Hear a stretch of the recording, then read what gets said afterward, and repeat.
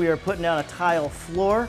I thought this was a great opportunity to share with you guys who are thinking about putting down your own tile floor, a couple things you're going to need to have to do so.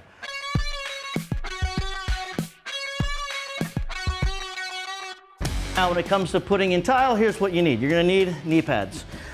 This right now is saving my left knee so that I can talk to you. As you can see, Julian's got them on. Definitely get yourself some knee pads.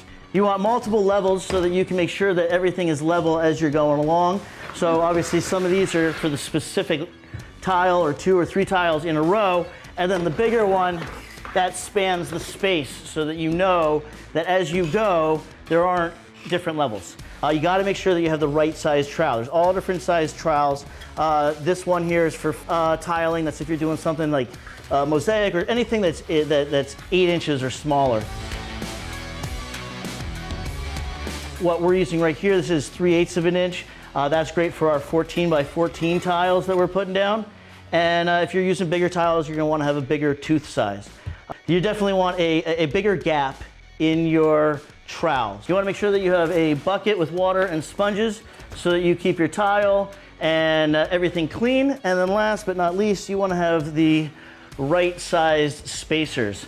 For this project, we are going with 1/4 inch spacers, so that's what these are. But if you're in your home improvement store, you go to your tile store, they're gonna have the right spacers for you. Whew, did I say it was hot? Air conditioning is out. Whew. Switching back to the other knee. Did I say it was hot? Hot with a capital H-O-T, hot, hot, hot.